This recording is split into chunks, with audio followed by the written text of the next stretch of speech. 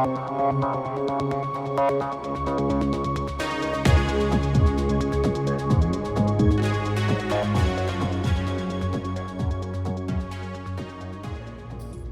welcome back to Renee Ruth Music. Hope everyone is doing well. How are you doing? Fabulous. We're trying to avoid this super duper sonic storm. Ring of Fire right here. Isn't there a song called Ring of Fire? Probably. No, isn't it like Johnny Cash? Oh yeah, it is. And then there's also the Isn't that it? Ring of Fire. Then there's also the movie Rain of Fire. Rain of Fire. There's fire. I think they're referring to the extreme heat. Yeah. The electrical, like, so lightning is mental, thunder is mental. Like, literally that boom yesterday. Yeah. The windows.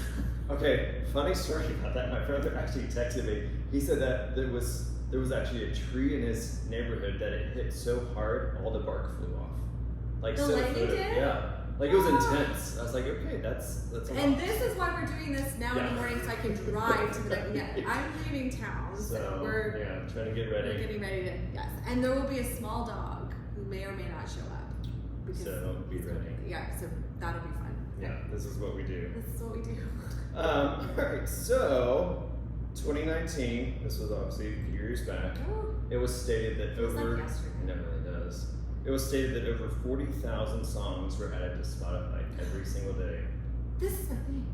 There is a saturation of music. So much music going on. So much music going on. And they're saying that that's actually probably increasing as we go on. Well, okay, so that was pre-pandemic. Now stick everybody in their house with a recording device and a lot of time on their hands.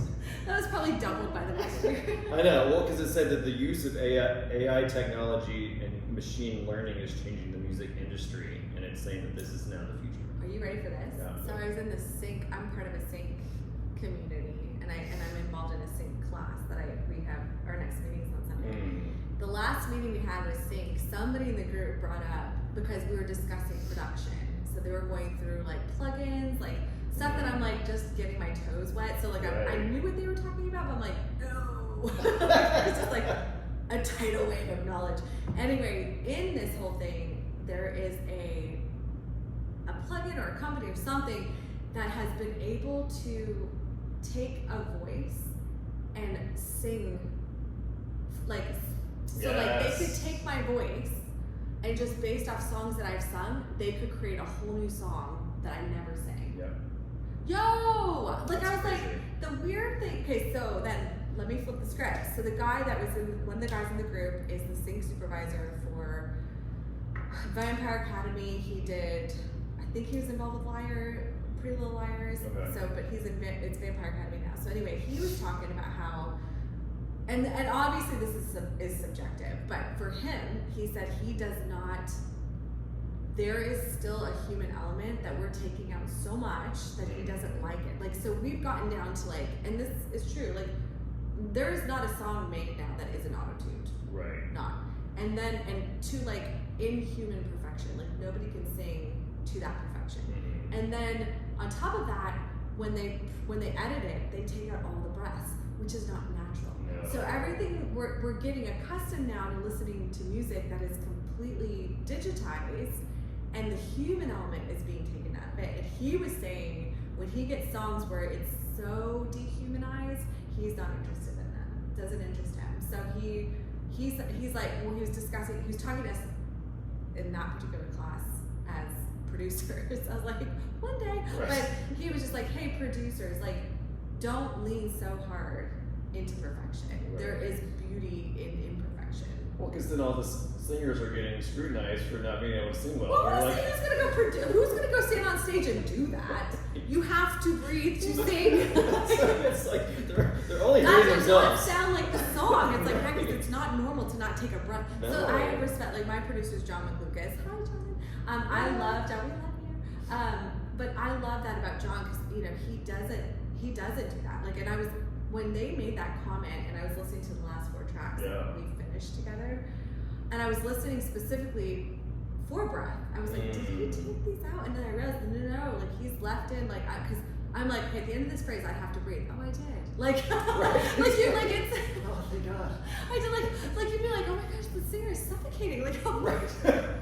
how are they doing this? What is happening? So, you know, and that speaks a lot to what's happening just even culturally. Right. Like, we as humans aren't leaving our houses anymore. Like, we're like, it's become this very, and I don't think that's a direction we necessarily, and it's weird because also a lot of the music now, there's a really keen interest in that like folky grassroots, like less digitized sound. And I think there's that feeling of like, it's so impersonal, like the breath and there's emotion in that. Yeah. Like there's even emotion in like your voice cracking at this moment in the song where it's really sad and the voice cracks, like, that makes sense. You know, so what were we saying? Well, it's okay, we're gonna actually come back to that. But like circle back. Right. All right, have you heard of voice environment? All right. So should I? No, well, it's just it's funny because it's been happening, but it's not something that we really thought about. But it's really changing how we hear music now. So the example was given. This woman said, you know, my son is 9. He talks to Alexa all day. Has no concept of albums. Has no concept of media brands. He has no concept of playlists. His relationship with Alexa and the artists is with either their name or the name of the song. So he's discovering music through voice environment. So he'll tell them to, you know, I'm sad, play a sad song, or, you know, play, you know, Rihanna or play whatever. Has no idea about albums at all. So his whole concept of music is through this voice environment. That makes sense. Which they're saying is changing. Got Alexa, not everyone, but it's so yeah, so they're just saying that the whole, you know, the whole way that we look at this, the whole way that you see music is kind of evolving to this, like what I had mentioned a few weeks ago about playlists, and that playlists aren't necessarily a genre anymore. It's more about emotion and the mood that you're in. So well, and then you think too, like Alexa will say, do you want me to play more songs like the one you just heard? So like, right. She's kind of taking away from us doing that research. Mm-hmm. Like, you know, when we were kids, we'd be like, oh man, like, do you remember like what was the word emo?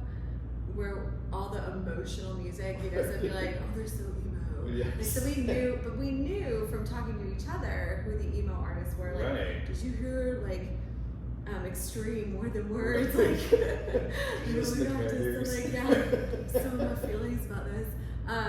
And then now it's just kind of like it's that instant gratification. Right. Like we would have to go. One of my favorite things to do. I was dating at the time we did this, and maybe that's why I learned about it. But we would go to record stores and flip through to see what music was out there, and like, and then you'd have to like, there wasn't even Google. Like we were just basically like reading the back of it, and there'd be a song you recognize. So like, oh, the mess of this album might be cool, and then the disappointment of the song you recognize being the only cool song on the album. It's almost like they did that intentionally. Yeah, and we talked about this in another podcast where it was like, you can't do that anymore. Like, if you're an artist, you need to be cranking out hit after hit. There's a lot of pressure on artists now. Because back then, it's like, man, if you have 2 good songs, it'll sell the album. Right. So it's almost like they just wash the other 8. You're like, you know, because, well, we got the 2 good, they hit the radio, your album will sell.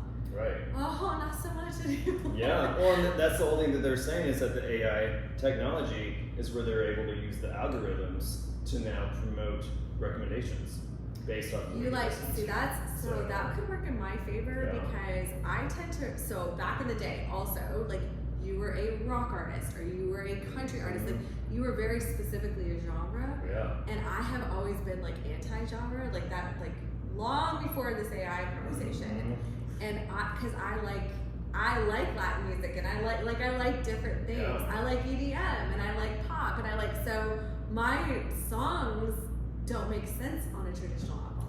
Right. If I had done what I've done a decade ago, the categories in the record store wouldn't have made sense. Like nobody would know where to put you. Yeah, she's like, what? Or and I'm pretty sure a label. Well, I was about to say, I'm pretty sure any label back then would have been like, no, like this is too. Where now it's like I can make a couple Latin songs because when they listen to Shakira or like Ricky Martin, it's like I can get recommended in that. and then you get that cross. So they've started to cross too. Yeah. Like artists are starting to do the cross. Like so it actually could work in your favor. Dipping into country. Well, Hip-hop exactly. Country. Like yeah. So it's just it's a very interesting take that's because it's funny because it made me think of how annoyed we get at Facebook whenever it like recommends things that we see and we're like, oh, algorithms are so ridiculous, or they're doing this or that. But I feel like with music that actually is beneficial. So I actually enjoy, especially with EDM, because EDM is kind of a genre that I'm not like, I'm a consumer, but I don't pay like hard attention to artists or names. So it's the sound that I like. Yeah. So I like that AI feature. It's just like anything. There's the good and the bad to absolutely everything. Yeah. Always has been, always will. Yeah, no, I mean, some of my favorite artists currently are because of recommendations that I got. So I was like, no, and you would never know who they were, I would never have unless seen them, never like- heard them, would have no idea. So I'm like, In okay, the for that I past, do we appreciate trusted. it. In the past, we trusted marketing to tell us who we should be interested in next. Exactly. Big marketing. It was like the poster that was up in the music store, or the ad that was on TV, or like we trusted somebody to tell us who our next interest should be, and now we have way more control of that. Well, exactly. So, which I think is kind of cool. So, so obviously, the album will never die. Like we already know this. Like it's never going to completely die off, but it is changing. So one of Do the you think that though? what that it's going to die? No. That the traditional idea of an album. Okay, wait. What do you mean by that? The album. When you say the album will never die. Like you're never not going to have albums. It's on the decline, but I don't think they're ever going to completely go away. But as you say that, I think about my whole last comment about my album that I finished. I say I've done 2 albums, right? Which really is like an amalgamation of like 15 to 20 songs. You can come sit. Come in. This is Joshua. Biggest fan, yes. Okay, have a seat. Okay. No, this is not the Joshua show, sit down. Right. So, when I was talking about my albums, I've got all those songs that would not fit on a traditional album. Do you think, and then you just mentioned branding and how people are following it based off of names, like the name of the artist. Yeah. Is it possible that we become catalogs, not albums? Well, that's what I was going to say. I feel like it may shift. Like there still will be a grouping of music. It'll still be there, but we it may not call be. it an album. Yeah. So I mean, it may be a catalog instead. Yeah. So, but they're saying that just with recommendations and the way that playlists and algorithms are, that it's almost opening up more opportunity for artists to go off brand of what they're doing, meaning doing more acoustic, like mixing up how they have their music out. Like Fred and I are talking about some lo-fi stuff, which is like, it's actually on trend right now, but I actually super dig lo-fi because that's how Fred and I started. So lo-fi, like, from what I understand it to mean, is just like, it's a low production. You kind of have like the basic drum beats, some, synth stuff, some like vox, and that's kind of the gist of what I've dipped into. Fred was playing me a couple, like hip hop has some lo-fi stuff, but I would lean into the EDM lo-fi. Right. But we're talking about doing that just because we enjoy it. I think as we're saying this, I think about Lady Gaga, who was not getting started in this day and age, and so she had to play the pop game to get a name so that she could go do jazz. Because that's what she loved, and to get to the level she wanted, jazz wasn't going to get her there, or she didn't see it that way. So, I think that artists have always been trying to find a way to do what they love, but have been bound by corporate structure determining determining what the masses want, and then the masses have more of a say. Yeah. Which is super fascinating to see how all this works out, especially when you think about labels. Yeah. And how they're going to make their money, and how they're going to how does a label look at an artist now in terms of because at the end of the day, I don't care what you say, it's a business, everyone's looking for an ROI, and there's nothing wrong with that. Like a label would look at an artist and need, where's the return on investment? Right. An artist is an investment. So it's figuring out how to make that ROI make sense for everybody. Right. In this, what seems to be a monthly changing. Oh, it is. It's it doesn't change Like it used to be like music would change, evolve. Now it's like this like it's like a door. It's like a rat wheel. Like it's just like I think of like Elf when he gets stuck in the just going. It is. Yeah. Oh my God, Where do we get out? Like I'm checking it all the time, and things are constantly changing. Oh, like, every conversation we have with these classes, it's like something new. It's like, whoa, okay, you know. But then it's like, what will stick? Back in the day, it was like, is it going to be beta? Is it going to be VHS? There was like two things. You know, is it, you know, which one? VHS one. You know, like now it's not that. Is it this? Like there's like 32,000 things. Like, is it Facebook? Is it Instagram? Is it Twitter? Is it Twitch? Is it like, whoa? So like you kind of just have to, you just have to go simmer, and then just kind of, you know, make your way and see what happens. That's kind of the fun of it though, right? Like you could feel like it's like, you could feel either way about it, but why not choose to think it's fun? Yeah, well, exactly. So then that makes me wonder if this new approach of being a catalog will change how concerts are, because you have more opportunity now to play different versions of songs, which may or may not upset people.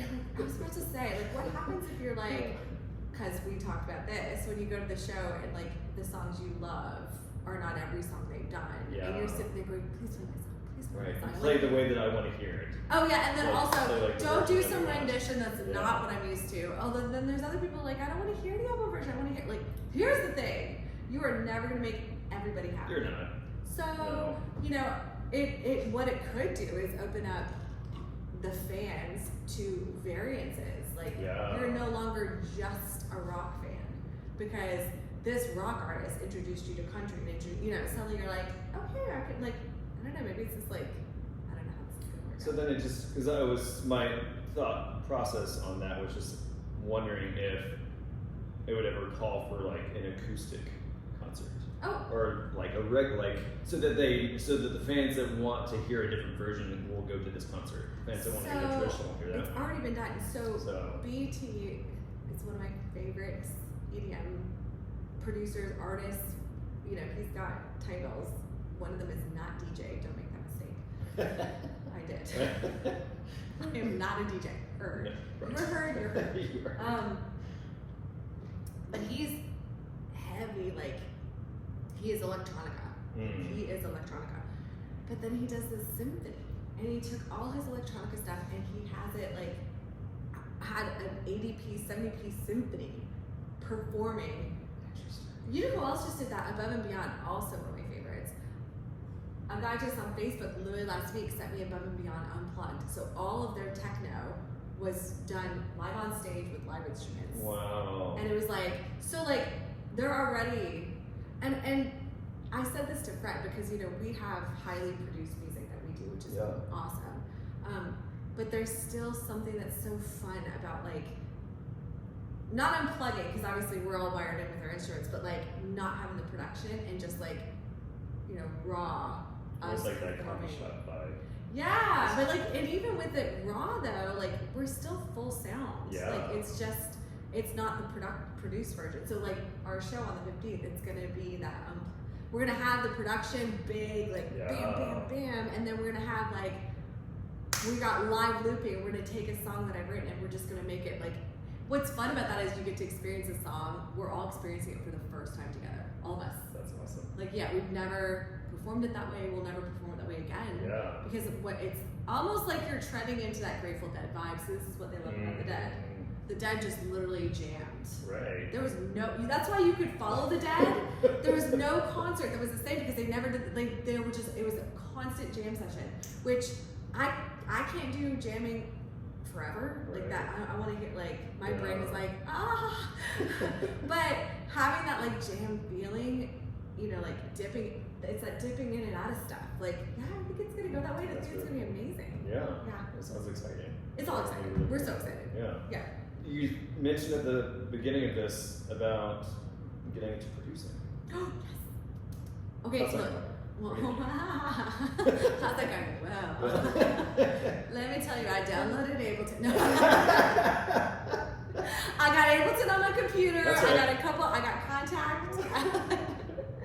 And I did beep, beep. So, funny, quick backstory. When Fred and I've always wanted to produce. And I believe this wholeheartedly about us as humans. We are capable of whatever we put our minds to.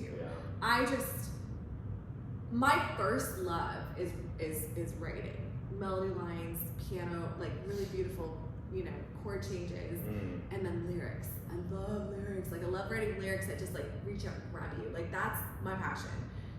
So not that production would take away from that, but like, you know, there's only so many hours in a day. Right. So when we finish, like, and I'm not dipping quite in production yet because I still have, John just messaged me yesterday what's outstanding. Oh, I yes. still have 2 songs left to finish. So 3 actually, but the third one is on standby for a brief. Briefs are fine because he and I will knock it out in like 2 weeks. Like those are fine. But I have 2. John, I know. Yes, I know. Okay. So I have that to finish, and when that's done, it's not that I have this big hole of time to fill, but it opens the door for me to maybe expand in another way. So because we're gonna live loop, that's like one step closer to production, because live looping is assigning sounds and patches to it, like that beautiful MIDI keyboard that I got. You can assign all these beautiful sounds, and like you can assign like to a knob, like you can assign like reverb or an echo, like a staccato, like so, and you can turn it so like while you're performing live, you can make this. I could literally make my voice like echo into the like, because I can record my voice into this. It's fun. It's just you gotta learn it. Was it Ben Harper? We talked about this. Ben Harper did this, and you know that looping thing, and it just turns it into this experience that you get to experience with the audience. So to answer your question, it's going. Slowly but surely.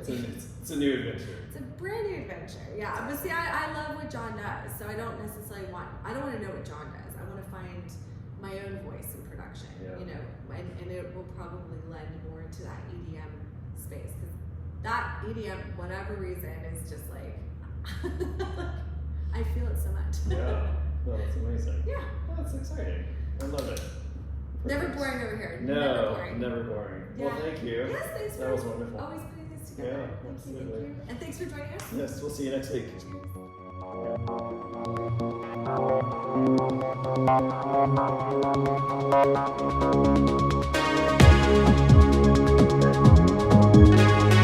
Cheers.